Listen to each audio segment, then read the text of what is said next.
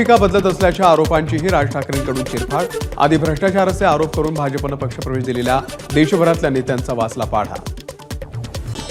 राज्याच्या माहिती तंत्रज्ञान विभागातर्फे संपूर्ण राज्यातील जिल्हाधिकारी आणि कार्यालयांसाठी 4066 नव्या आधार किटचं वाटप केलं जाणार। 10 फेब्रुवारी रोजी वाटप करण्यात येणार असल्याची तंत्रज्ञान मंत्री ॲडव्होकेट आशिष शेलार यांची माहिती। 4 फेब्रुवारीला सूर्यनमस्कार आयोजित करण्याचा आदेश सरकारकडून मागे। SCERTनं दिले होते सर्व शाळांना सूर्यनमस्कार आयोजनाचा आदेश। राज ठाकरे यांची भविष्यातली भूमिका अजूनही अस्पष्टच। मुंबईतल्या मेळाव्यामध्ये आगामी निवडणुकांसंदर्भात ठोस भूमिका जाहीर नाही। आगामी निवडणुकांसंदर्भात राज ठाकरेंनी राखला संभ्रम। वारंवार भूमिका बदलत असल्याच्या आरोपांची देखील राज ठाकरेंकडून चिरफाड। आधी भ्रष्टाचाराचे आरोप करून भाजपनं पक्षप्रवेश दिलेल्या देशभरातल्या नेत्यांचा वाचला पाढा।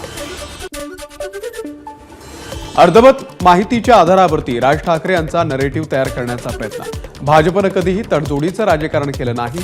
भूमिका बदलल्याच्या आरोपांवरती मंत्री आशिष शेलार यांचा राज ठाकरेंवरती पलटवार। लोकांनी आपल्याला मतदान केलं, आपल्यापर्यंत आलं नाही, ते कुठेतरी गायब झालं, राज ठाकरेंनी व्यक्त केला संशय। असं होत असेल तर निवडणुका न लढलेल्या बऱ्या, असंही राज ठाकरे यांचं वक्तव्य। राज ठाकरेंनी विधानसभा निवडणूक आणि ईव्हीएम संदर्भात घेतलेल्या भूमिकेचं काँग्रेसच्या खासदार प्रतिभा धानोरकर यांचं समर्थन।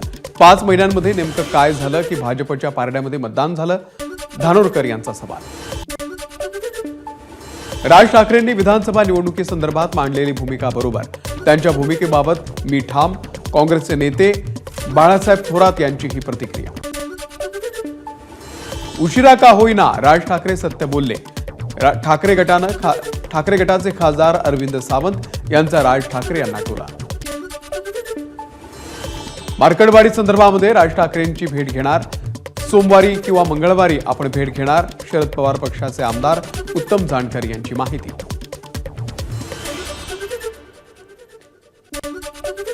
सामाजिक कार्यकर्ते फैजान अन्सारी यांची आकाश कनोजियाला 11,000 रुपयांची आर्थिक मदत।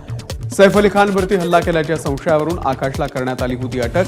आकाशच्या लग्नाचा संपूर्ण खर्च उचलण्याची जबाबदारी सुद्धा घेतली।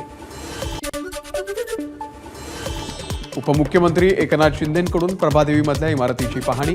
म्हाडाच्या इमारतींच्या पुनर्विकासासंदर्भात इमारतींची पाहणी, तर सिद्धिविनायक मंदिराचा विकास आराखडा तयार, 500 कोटींची तरतूद यांचीही शिंदेंकडून पाहणी। 3 फेब्रुवारीला मुंबई महानगरपालिकेचा अर्थसंकल्प। आयुक्त आणि प्रशासक भूषण गगराणी पहिल्यांदाच मांडणार महानगरपालिकेचा अर्थसंकल्प। देवनार डम्पिंग स्वच्छ करण्यासाठी 2,500 कोटींची तरतूद कशी करणार याची ही उत्सुकता। नालासोपाऱ्यामध्ये अनधिकृत इमारतींवरती तोडक कारवाई आजही सुरू। आज 11व्या रूप अपार्टमेंटवरती पालिकेकडून कारवाई। एबीपी माझा, उघडा डोळे बघा नीट।